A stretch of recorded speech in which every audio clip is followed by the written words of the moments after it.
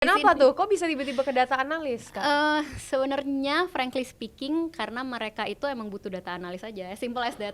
Oh. Tapi menurutku kalau mau jadi data analis nggak harus punya background engineering sih, karena technical skillnya tuh mostly yang dipakai SQL, intinya ngolah data, big data gitu. Tapi sebenarnya yang paling penting adalah mentranslate hasil analisisnya ke dalam business decision gitu.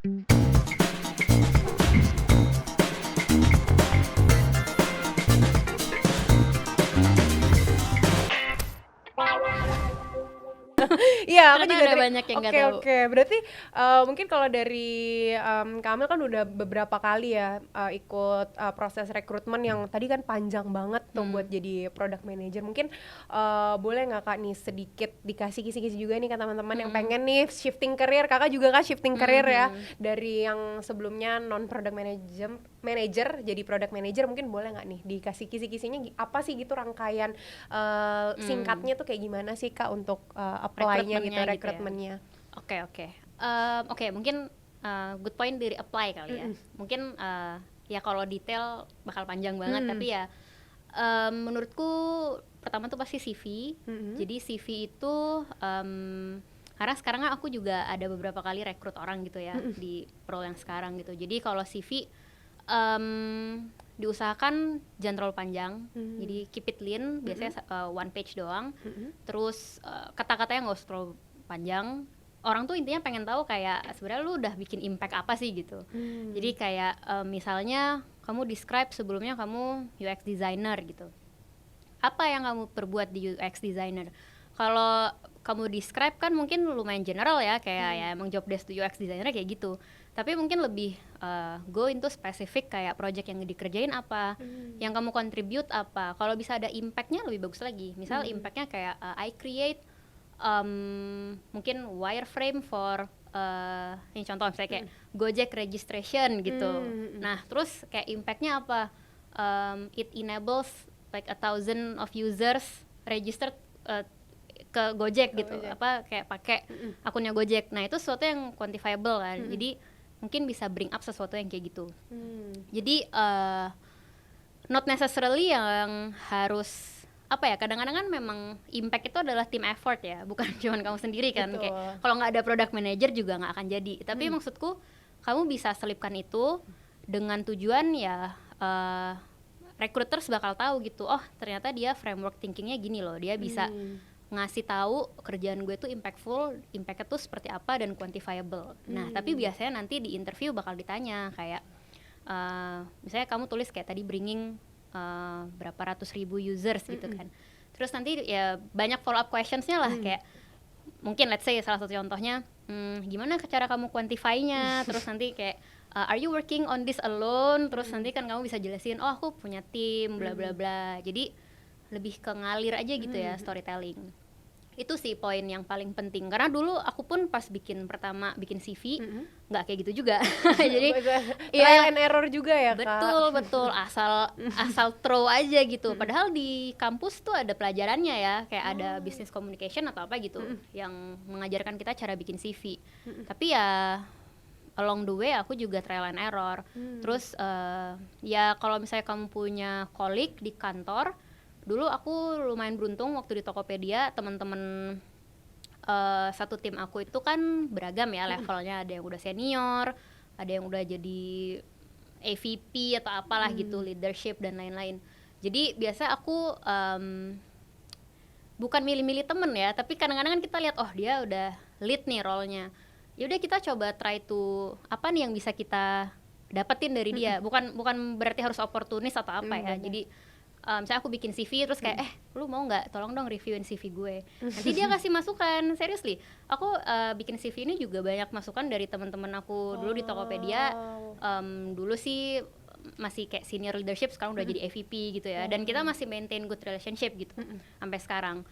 Terus ya dia bilang kayak lu ngerjain ini pamer dikit dong, dia bilang gitu. Dia bahasnya gitu, pamer dikit dong lu impactnya udah apa gitu, ngerjain ini tuh ya apa hasilnya gitu. Akhirnya aku belajar oh sebenarnya itu yang paling penting ya. Jadi dari cerita itu nanti waktu interview sama HR atau sama user ya kamu bisa mulai dari situ, kayak ini loh yang aku kerjain tuh ABCD. Terus dari apa yang aku kerjain tuh bisa mendescribe juga kayak skill aku tuh ini gitu. Terus kayak framework thinking aku tuh kayak gini. Jadi dibikin concise gitu ya. Jangan panjang, jangan juga berlebihan, tapi ya concise gitu. Itu mungkin dari CV ya. Jadi apalagi kalau recruiter tuh screening banyak banget cuma CV-nya. 10 detik mungkin kan Kalau dia udah dua halaman terus kayak ya oke, skip. Oke, skip gitu. Jadi harus sebisa mungkin tuh pintu masuknya. Terus nanti dari situ HR interview biasanya ya revolve around apa yang kamu tulis lah. Yang tadi aku bilang ada follow up questions dan lain-lain. Kayak user interview juga gitu. Tapi biasanya user interview akan lebih deep dive ke kerjaannya. Jadi biasanya di sana dia bakal mengassess lah ya, menilai kira-kira kamu tuh dengan semua background atau kalau kamu fresh grad dengan ya mungkin punya internship experience, atau kalau memang benar-benar fresh grad ada organisasi, terus kira-kira ada nggak yang bisa relate gitu dengan kerjaan ini. Biasanya dia akan menggali lah, kayak misalnya kerjaan product manager. Ini waktu experience aku dulu ya, product manager kan kerjanya misalnya ABCDE. Terus aku sebagai data analis tuh ada nggak sih yang bisa di map gitu ke ABCDE ini? Oh ternyata aku punya poin B, C, D misalnya gitu. Oh ini masih oke lah, dia mungkin masih bisa belajar. Something like that lah biasanya kalau user gitu. Tapi ini beda-beda juga ya, karena mungkin aku di sini jelasin general secara mungkin fresh grad atau baru yang shifting career. Tapi kalau udah nanti leadership ke atas ya mungkin approach interview beda lagi gitu. Itu terus user interview biasanya nanti kalau masuk lagi ya mulai tes-tes yang tadi PRD. Terus setelah PRD biasanya nanti akan ada case lagi. Case itu juga macam-macam sih. Ada some company yang nggak pakai case, some company mungkin kayak Tokopedia, Gojek ada case. Dulu sih yang paling common tuh market sizing ya. Tapi kadang kita sekarang setelah ya ada beberapa teman juga yang udah kayak leadership gitu, terus kita discuss kayaknya market sizing ini sebenarnya kayak kurang relate gitu. Cuman somehow itu selalu ada di case interview. Jadi market sizing itu misalnya assume kamu mau bikin produk apa ya yang gampang. Misalnya ini deh, dibimbing kan apa ya bilangnya learning platform gitu ya. Terus nanti kamu harus kira-kira banyak banget kira-kiranya. Kamu harus guess kira-kira market size-nya tuh segede apa sih. Nah biasa tuh yang dilihat bukan, itu kan sebenarnya jawabannya angka ya, kayak oh mungkin 1.000 orang atau apa. Tapi sebenarnya yang dilihat tuh gimana cara kamu berpikir gitu. Jadi kayak learning platform ini mungkin bisa mulainya dari berapa banyak, misal target marketnya apa, dari let's say 18 tahun misalnya, 18 sampai 35 misalnya ya, 35 tahun. Yang bisa mulai dari berapa orang di Indonesia yang, misalnya spesifik Indonesia dulu ya, yang ada di umur 18 sampai 35, demografinya ada berapa banyak. Aku nggak tahu berapa, misalnya ya anggap 4 juta mungkin. Enggak ya? Kayak terlalu banyak. Terlalu banyak. 2. Ya mungkin let's say 2 juta populasi mungkin. Indonesia berapa sih? 200 juta ya? 200 juta ya. Ya oke lah, mungkin 4 juta 4 masih juta. acceptable. Mungkin spesifik di Jakarta deh ya, 4 juta misalnya gitu. Terus dari situ kira-kira ada berapa orang sih yang misalnya kamu spesifiknya pengen mengakomodasi orang yang pengen karir shift tadi nih, misalnya spesifik ke product management gitu. Ya bisa mulai dari berapa banyak sih orang yang nggak satisfied dengan kerjaannya misalnya gitu ya, contoh. Nanti riset oh dapat sekian. Jadi diturun-turunin terus sampai akhirnya bisa bilang oh market size kita tuh ada segini loh gitu. Jadi itu mungkin contoh yang agak kurang tepat tapi kurang lebih gitu ya. Ini ya, karena aku kalau pertanyaan market sizing juga selalu merasa nggak yakin gitu, kayak bener nggak sih, bener nggak ya. Iya, tapi at least framework thinkingnya kurang lebih seperti itu. Terus nanti use case-nya biasanya macam-macam sih ya, ada A/B testing. Jadi A/B testing itu misal kamu sebagai product manager ada 2 pilihan nih, mau pakai desain A dan desain B. Gimana kamu menentukan mana desain yang lebih tepat atau lebih cocok sama target market kita? Itu pakai A/B testing. Banyak teori-teori sih. Jadi menurutku kalau jadi product manager spesifik ya, bootcamp gitu sangat membantu sih. Karena di situ kan ada banyak diajarin teori ya. Jadi at least kamu tahu teorinya, terus nggak cuma tahu dan kamu paham, bisa dibawa ke interview, pasti itu poin plus banget. Jadi iya, jadi dulu aku juga banyak bawa-bawa teori tuh tahu dari temanku, nggak dari bootcamp. Jadi kayak, lo baca artikel ini deh, nanti pasti keluar gitu-gitu kan. Kayak kalau lo ditanya gini, jawabannya bisa kayak gini. Terus ya aku pahami, nggak cuma nelen doang ya. Jadi pahami, oh jadi ada ini kayak apa UX researcher atau apa gitu-gitu kan. Jadi gini, product management tuh gini. Tapi ya again itu bakalan tailored ya, nggak semuanya kayak gitu. Tergantung nanti mood interviewer seperti apa, terus background kamu seperti apa. Tapi at least ya prepare aja dulu dengan preparation. Dan kalau misalnya dia nggak nanyain itu terus kamu tahu, ya kamu kasih tahu aja gitu kayak aku sebenarnya tahu sih Kak teori-teori ini gitu, misalnya gitu kan. Ya, cuman siap-siap nanti ada follow up questions. Terus in general itu sih, nanti kalau udah user interview ya biasanya tinggal kayak HR lagi. Ya offering ngomongin salary dan lain ya.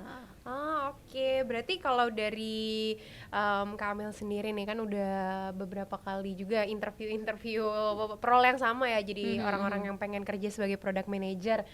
Mungkin kalau dari kakak sendiri, skill apa sih gitu mungkin yang dicari untuk menjadi seorang product manager yang mungkin oke nih? Tadi kan udah ada communication skill, terus ada beberapa, mungkin ada lagi nggak nih Kak yang bisa teman-teman di sini tahu? Oke. Sebenarnya kalau ngomong spesifik skill itu juga berbeda-beda tiap level ya. Jadi mungkin aku general ngomongnya di level awal lah ya, awal menjadi product manager. Skillnya sih tadi communication skill. Terus yang paling penting dan menurutku ini juga mungkin frameworknya bisa diajarin, tapi in reality ya harus berpikir sendiri gitu ya. Nggak ada right or wrong way gitu. Jadi contohnya kayak creativity, itu juga kan sesuatu yang ya nggak ada yang benar, nggak ada yang salah, tapi once you get it gitu kan, kayak akan sangat bermanfaat gitu. Terus selain itu menurutku poin-poin yang penting juga analytical thinking. Analytical thinking itu penting banget karena in reality nanti waktu jadi PM, terutama yang mungkin baru dari fresh grad terus dia masuk jadi PM, terus dia harus berhubungan dengan lead developer yang udah mungkin 10 tahun kerjanya, terus kayak lead designer yang udah 15 tahun. Itu kan pasti dia merasa aduh gue nggak tahu apa-apa nih, kayak gitu kan, gitu ya. Benar-benar aku bisa nggak ya? Betul. Ya itu yang aku rasain dulu juga, kayak ngobrol sama engineering manager gitu, dan emang orangnya juga udah senior kan, jadi kayak oh I know nothing gitu kan. Nah di situ menurut aku kalau kita punya analytical skill atau analytical thinking, kita nggak harus tahu secara expertise kayak harus jadi engineering manager dulu atau harus jadi designer dulu, tapi at least setiap dia kasih masukan kita bisa mengkritisi aku tuh selalu salah intinya. Ya mengkritisi ya, kita harus punya pemikiran kritis gitu. Begitu dikasih jangan cuman oh oke Kak, terus nanti dari misalnya desainer bilang ini jelek deh, buttonnya di sini harusnya di sebelah kiri gitu. Terus nanti si tech leadnya bilang kalau di kiri nggak bisa dikerjain, harus di kanan. Jadi kan kita nanti bingung ya, jadi PM kan harus decision making nih tadi. Terus aduh gimana ya? Nanti gue bilang tengah aja deh Kak kalau gitu. Tanpa ya kiri nggak bisa karena ya udah tengah. Tanpa ada reason yang sesuai kan. Jadi harus bisa kritis gitu. Misal kayak tadi si desainernya bilang ini jelek di kanan, di kiri aja. Kita harus tanya kenapa Kak emangnya gitu. Terus atau ya sampaikan aja dulu, belajar untuk menyampaikan pendapat gitu ya. Ntar juga kalau misalnya pendapat kita di reject gitu ya. Di reject atau kurang make sense, pasti dia kasih feedback nanti. Misalnya kayak kayaknya menurutku kalau di kanan nggak apa-apa deh Kak, karena ya align juga atau apalah gitu kan.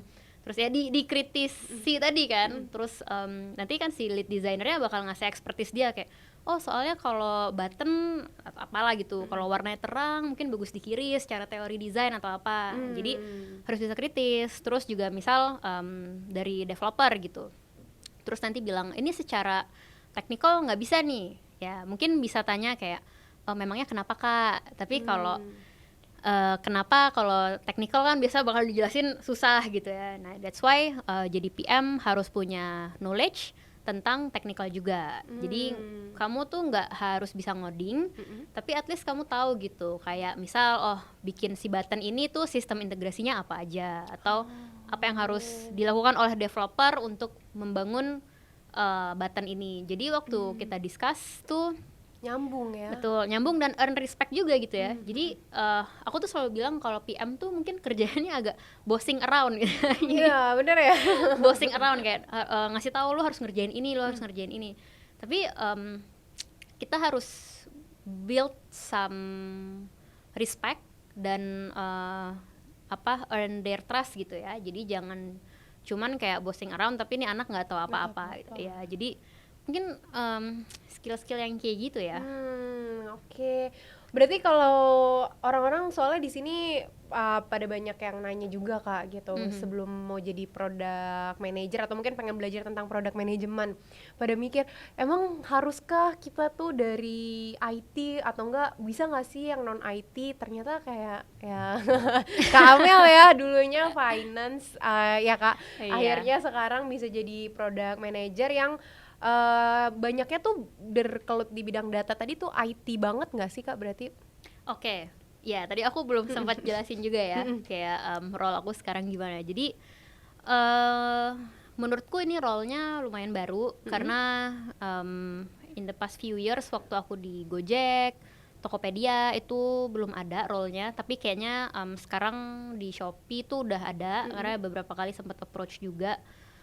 Jadi namanya data product manager. Jadi kalau product manager yang aku tahu dulu itu mungkin lebih ke kayak yang ada user interface, terus yang produk yang kelihatan dipakai sama user, kayak misalnya check out, kalau misalnya kita belanja terus kita check out terus kita bayar, di bagian itu, atau product search dan lain-lain. Tapi kalau product manager ini lebih kepada data produk. Jadi basically aku handle-nya tim namanya data platform. Itu mereka build dashboard, real time dashboard namanya. Intinya semacam report, tapi bukan report. Gimana ya jelasinnya? Ya Kak. Aku takut terlalu go into technical terus kayak audiensnya ngomong apa sih nih kakak itu. Nggak apa-apa. Nanti mungkin teman-teman di sini boleh searching juga di Google ya. Boleh atau nanti kalau ada komennya kan biasanya di YouTube ya bisa tanya-tanya di sana. Kalau aku sempet ntar aku balas-balasin deh. Jadi intinya bikin real time data untuk kepentingan analisa dan lain sebagainya. Jadi semacam reporting tapi dia real time. Which is itu butuh pengerjaan teknikal yang lebih teknis ya. Biasa kan ada data analis tuh ngerjain gitu juga, tapi biasanya datanya nggak real time dan tujuan untuk reportingnya beda dan lain sebagainya. Jadi itu kerjanya bareng developer juga, bareng designer, karena kita membuat desain data. Oh, ada desainnya juga. Iya, jadi dashboard itu ada desainnya supaya lebih ya user friendly. Jadi orang-orang yang awam data lah istilahnya ya, mereka bisa pakai terus bisa dapat insight juga lah dari si dashboard itu. Jadi misal ada angka, terus ada grafik, ada apa, ini artinya apa, kita harus bikin mereka lebih nyaman, karena kan company harus data driven dan data inform kan, jadi mereka harus bisa utilize data-data itu untuk ya day to day operation, business decision dan lain-lain gitu. Nah satu lagi aku itu nge-PM-in data scientist. Jadi ini lumayan menarik ya, karena aku juga personally interest juga di data scientist gitu. Jadi aku sempat take yang tadi aku bilang business education school itu yang di NUS itu mengenai data science. Jadi belajar technical tapi bukan path-nya tuh bukan jadi data scientist, tapi lebih ke stakeholders yang making decision using data science gitu. Jadi memang tujuannya ya untuk product manager atau manager in general yang mau pakai mau ngambil keputusan based on data lah gitu ya. Jadi sekolahnya tentang itu. Nah, jadi data scientist ini cukup menarik karena bukan software engineering, bukan develop web atau apa. Jadi aku kerjanya sama bunch of data scientist yang kayak really smart, terus benar-benar sharp, terus kalau aku suka baca tuh biasa mereka kayak lone wolf gitu dibilangnya, karena sendiri biasanya ya. iya, karena mereka kayak bodo amat lu ngomong apa, gue mau ngerjain ini gitu. Jadi mereka emang pinter banget dan ada 2 tim gitu ya, satu di Bangalore tuh lebih banyak di India. Jadi orang-orang yang aku PM itu banyak kan orang India, tapi ada yang di Jakarta juga. Terus mungkin bertanya-tanya produknya seperti apa gitu. Betul. Jadi data scientist itu produknya banyak ya, kayak recommendation misalnya. Jadi personalisasi, misal kamu buka Tokopedia, kamu buka Blibli, terus aku buka Blibli, terus kita dapat produk yang berbeda. Nah itu kan ada algoritmanya gitu ya. Jadi aku tuh interestnya apa, terus nanti aku dikasih produknya apa, kamu interestnya apa, dikasih produknya apa. Itu salah satunya. Tapi ada banyak hal lain.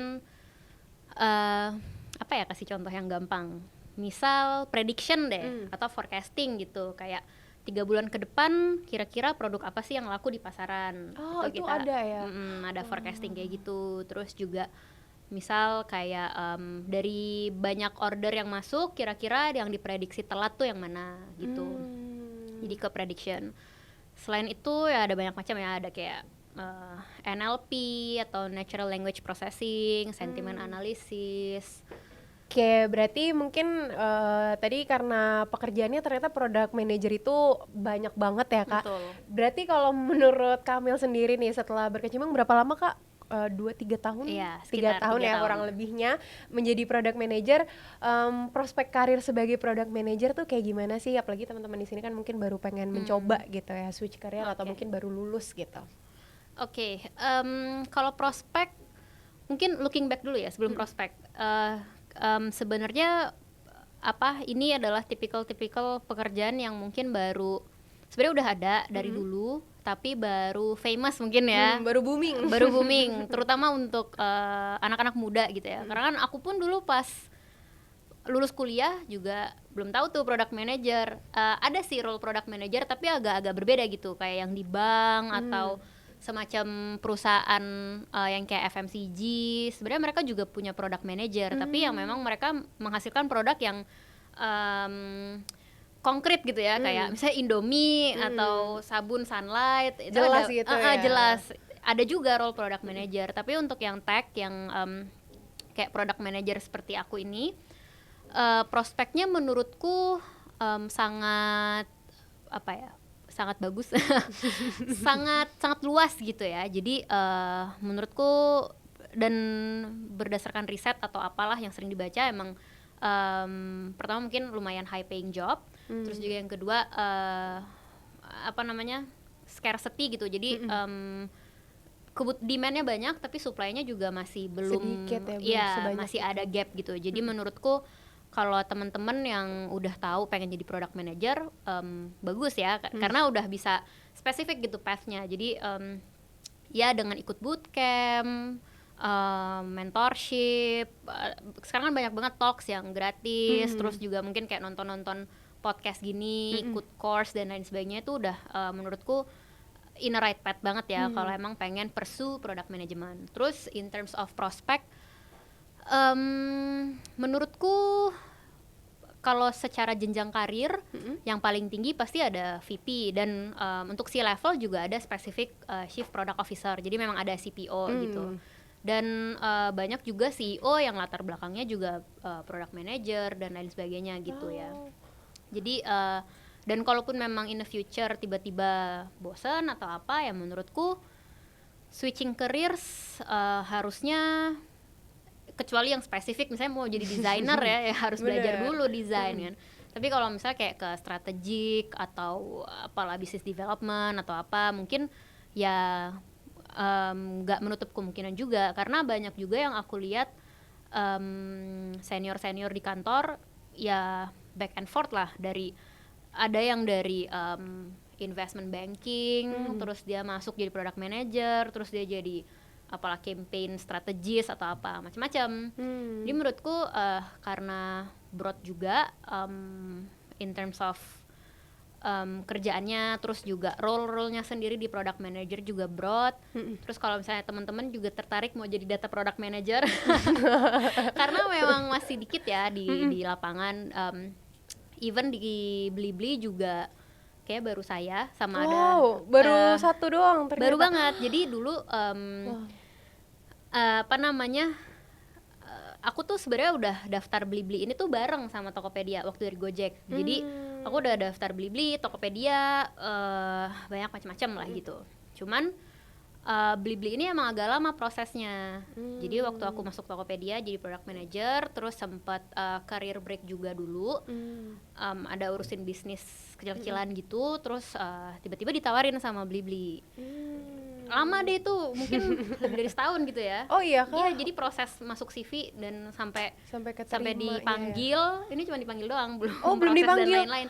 Itu udah lebih dari setahun. Jadi ya menurutku cari kerja tuh bisa dibilang hoki-hokian juga ya, karena memang kalau ada opportunity dan memang kamu cocok ya ketemu. Jadi mungkin sedikit encouragement buat teman-teman ya. Jadi kalau ditolak atau apa ya jangan putus asa ya, jangan bersedih, jangan putus asa, karena semua orang juga mengalami. Bahkan tuh saya kayaknya banyak banget rejection letter di email kalau mau dilihat. Banyak banget, karena ya saya mungkin apply over more than 100, terus ya di reject mungkin kayak 70 ada kali. Iya, jadi ya jangan bersedih gitu ya. Nah, kalau data product manager juga menurutku prospeknya ke depan juga sangat luas, karena data scientist pun mungkin kalau teman-teman juga ada yang pengen jadi data scientist juga itu lebih luas lagi prospeknya, karena sekarang kayaknya semua hal tuh data driven ya. Jadi ya dari mulai kayak Tesla itu kan mereka bikin autonomous mobil yang driving dan lain sebagainya itu using data. Terus juga tapi kontroversial juga ya. Ada dulu kalau ingat ada kecelakaan pesawat Lion Air. Itu kan jenis Boeing yang baru ya. Itu juga kalau aku baca-baca sedikit dia pakai data lah, sensor data. Terus itu ada suatu kesalahan dari sensor data yang nggak ngerti lah, intinya dia utilize data terus ada yang salah, terus akhirnya ada crash atau apa gitu. Tapi the point is data is everywhere, terus use everywhere in every aspect of life gitu ya. Betul. Jadi menurutku revolving around data pasti in the future juga bakalan berkembang. Jadi menurutku ini lumayan golden opportunity ya, dari zaman dulu sampai sekarang. Maksudnya data ini terus evolving, karena aku sering ikut kayak conference data gitu. Karena sekarang problemnya untuk orang mau utilize data itu mahal, in terms of data itself itu mahal, terus infrastructure data itu mahal, talentnya juga mahal. Jadi banyak perusahaan-perusahaan yang bikin service untuk democratize data. Nah, jadi konsepnya atau semangatnya atau idenya mereka pengen ya data ini terdemokratisasi gitu, bukan sesuatu yang mahal, terus talentnya juga nggak harus mahal. Mereka pengen membuat itu ya democratize gitu. Nah, jadi in the future menurutku bakal ke arah sana. Jadi ngomongin data ya, bukan product management, cuman ini lumayan relate sih. Maksudnya itu in a way aku nanti mau kasih perbandingan gitu ya. Itu kalau data yang technical tuh kayak gitu. Jadi menurutku kalau prospek di semua field, mau field industri atau field role gitu ya, kayak product manager atau data analyst, itu prospeknya ke depan pasti two coins gitu ya, bakal berkembang, tapi ada beberapa bagian yang akan tergantikan dengan teknologi gitu. Nah, jadi menurutku kalau kita bekerja, jadilah orang yang kira-kira menurut kamu nih nggak bisa digantiin dengan teknologi gitu. Contoh ya, simple, misalnya di banking gitu, role-nya itu juga range-nya itu kan besar ya, mulai dari yang clerical kayak mungkin kalau zaman dulu input data, atau yang masih pakai nulis deh, nulis data gitu kan. Terus ada yang manajer, terus ada yang orang yang bikin sistemnya gitu. Nah, orang yang nulis-nulis itu kan bisa tergantikan dengan teknologi. Jadi jadilah orang yang bikin teknologinya gitu. Nah, begitu juga dengan product management. Jadi product management itu di lapangannya kamu bakal ketemu banyak banget hal. Contoh kecil ya, internship aja di Blibli, pernah ngobrol sama dulu anak intern aku gitu. Dia bilang, iya kak, aku tuh merasa beruntung gitu karena aku masuk di tim yang aku langsung involve, bikin produknya, diajak diskusi, brainstorm dan lain-lain. Temanku ada yang ngerjainnya cuman kayak administratif banget kak, cuman masukin data, terus dia yang kayak scheduling data ini nanti kayak mana gitu-gitu. Nah, ada juga PM yang kayak gitu. Jadi menurutku in terms of career juga itu you have full control of your own gitu ya. Jadi ya kamu tuh punya hak juga untuk minta gitu sama manajer. Karena kebanyakan tuh kalau fresh grad aku lihat suka agak pasif ya, kayak nunggu gitu. Ya, nunggu dikasih sesuatu baru kerja. Betul, nunggu dikasih sesuatu, nunggu dikasih promosi. Even kayak asking for promotion menurutku itu aku malah seneng kalau ada anak yang kayak, kak aku pengen dipromot gitu. Ya aku akan challenge apa yang bisa kamu bawa untuk dipromot gitu kan. Nah, jadi harus punya aspirasi, harus punya semangat, harus punya passion, harus punya etos kerja yang baik untuk jadi thriving lah gitu. Jadi kalau in terms of prospect menurutku nggak usah terlalu dipikirin, yang penting kamu coba aja dulu terjun, terus pengen cari tahu, curious gitu. Terus apalagi kalau udah di teknologi ya, menurutku prospeknya tuh bakalan berkembang banget gitu. Yang penting dari kamunya sendiri yang emang pengen berkembang juga mengikuti perkembangan teknologi gitu sih. Wow, oke, setuju sih. Emang dari kemarin juga ya kak, kita tuh ngomongin banyak banget tentang data science. Itu emang the new sexiest job ya kan katanya ya, on the 20th century gitu ceritanya. Yeah. Makanya ternyata di sini Kak Amel teman-teman itu kayak penggabungan antara pekerjaan dulunya data science, sekarang jadi product manager dan sekarang nge-PM-in data scientist yang ada di Blibli juga ya. Betul. Keren. Berarti mungkin kalau dari Kak Amel juga kan sekarang menjadi mentor juga ya Kak untuk di PM, dibimbing. Mungkin boleh nggak sih kasih tahu ke teman-teman di sini mungkin keuntungan ikut bootcamp tuh apa sih gitu. Mungkin khususnya bagi, kan kalau PM itu kalau teorinya banget gitu di kuliah mungkin belum ada ya Kak. Betul ya. Betul, Jadi mungkin apa sih mungkin keuntungan dari ikut bootcamp gitu. Oke. Ya tadi yang Safira bilang tuh bener banget ya. Karena dulu pas aku mulai masuk ke data analis, data scientist, maksudnya aku bukan data scientist tapi at least tahu ya teori-teori dan lain-lainnya. Terus masuk ke product management, aku tuh sempet wondering juga gitu, kayak sebenarnya gue nih cocok nggak sih gitu. Even ini pasti topik-topik yang anak-anak muda suka ya, mental health gitu. Karena aku dulu sempat agak terguncang gitu ya, karena kadang merasa nggak cocok gitu sama kerjaan, kayak kenapa sih kerjaan gue berat banget gitu kan. Terus kadang merasa kayak unworthy gitu ya, kayaknya kok gue bodoh banget gitu. Terus kayak, karena kan aku dulu sekolahnya finance ya, terus kadang merasa gagal gitu, kayak gue mau masuk finance orang nggak terima gue gitu. Yang which is emang kurang suka ya sama finance, memang nggak dipersu gitu. Terus kayak kerjaan lain tapi bukan background gue gitu, jadi merasa kayak di persimpangan gitu. Nah butuh waktu cukup lama, even kayak sempat ada professional treatment gitu ya untuk cope with that. Tapi akhirnya bisa menerima dan sekarang udah kayak oh ya memang kita tuh harus learn to learn gitu. Jadi jangan dikotak-kotakin gitu. Jangan kayak aku kuliahnya sastra. Aku kan ada beberapa kali ada mentoring gitu ya. Maksudnya aku ada beberapa kali nge-mentorin anak-anak fresh grad gitu. Terus banyak banget yang bilang, kak aku kuliahnya dulu sastra Inggris gitu. Terus aku pengen jadi product manager. Oh nggak apa-apa, aku bilang gitu, nggak ada yang salah. Terus ya dia again kan kayak, tapi aku tuh takut banyak insecure dan lain sebagainya gitu. Jadi menurut aku bootcamp kayak gini tuh membuka wawasan banget ya, karena nggak ada sekolah formalnya, at least sampai sekarang kayaknya belum ada, cuman mungkin di luar negeri udah ada. Terus at least di kampusku ya yang aku tahu kayaknya product management tuh bukan suatu jurusan yang formally tersendiri gitu bener ya. gitu ya, belajarnya serabutan juga gitu. Jadi menurutku bootcamp gini tuh bagus banget, terutama buat kamu yang masih kayak mencari-cari jati diri ya. Jadi kan mungkin bisa ikut bootcamp, banyak bootcamp gitu. Jadi oh mungkin digital marketing kayak aku anaknya kurang marketing gitu.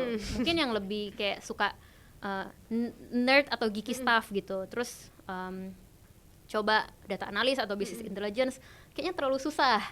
Terus nyobain product manager, oh mungkin ini hybrid, mungkin ini cocok. Jadi kan at least kamu tahu in a nutshell tuh seperti apa gitu ya. Jadi dan di product management pun di program yang aku jadi mentor itu juga selain teori, kita juga pasti ada use case, terus juga ya memang agak sulit juga ya kalau bikin kamu jadi tahu kerja tuh seperti apa, tapi at least aku bakal share juga kayak oh aku tuh di kerjaan kayak apa. Jadi misal teorinya seperti ini, tapi aku akan disclaimer kalau memang aku juga nggak pernah pakai teori ini gitu. Misalnya di kerja untuk making decision mostly intuitif atau apa, aku akan share juga. Jadi karena yang ngajar juga mungkin mostly praktisi gitu ya, profesional, jadi mereka tahu teorinya, dan mereka juga tahu nanti waktu di kerja tuh ini akan kepake atau enggak, atau ini kepake tapi mungkin fusion gitu. Jadi ada dicampur dengan yang lain atau apa. Kita pun sesama mentor banyak diskusi lah ya, maksudnya dari berbagai platform dan berbagai background, dari berbagai level, sering ada product conference atau apa, kita juga sering diskusi gitu. Kayak sebenarnya karena kan kerjaannya juga emang agak sulit untuk dijelaskan ya, karena setiap orang akan punya perspektif berbeda terhadap product management. Terus juga mungkin nanti belajar di tempat ini, belajar di tempat lain juga beda-beda. Jadi ya memang menurutku ikut bootcamp kayak gini membuka wawasan dan bakalan membantu banget waktu mau cari kerja sih. Setuju, Gitu. apalagi bikin portfolio dan yang lain-lain kan dibantu Betul, juga ya Kak di bootcamp. betul.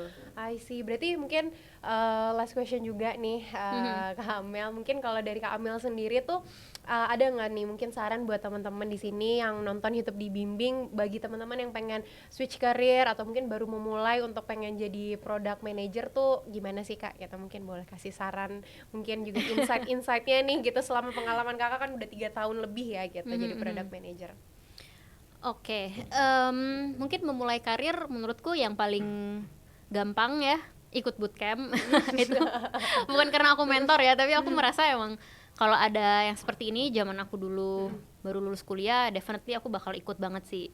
Apalagi mungkin ya harganya terjangkau, terus juga ya atau mungkin kalau memang nggak punya modal dengerin yang kayak gini, terus ikut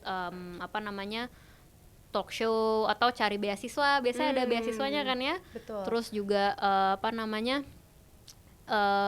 belajar dari source yang informal gini sangat membantu, apalagi kalau pembicaranya itu praktisi. Jadi dia akan share ya teorinya seperti ini, tapi nanti di lapangan seperti ini. Terus apalagi ya, yang pasti siapin CV, terus cari-cari tahu company. Oh ya, ini yang paling penting juga kalau mau interview itu harus tahu juga perusahaannya itu industrinya apa, bisnisnya apa, itu biasanya ditanya juga sih. Jadi jangan sampai kayak aku dulu kerja di Shopee nggak pernah pakai Shopee. Itu bad example ya.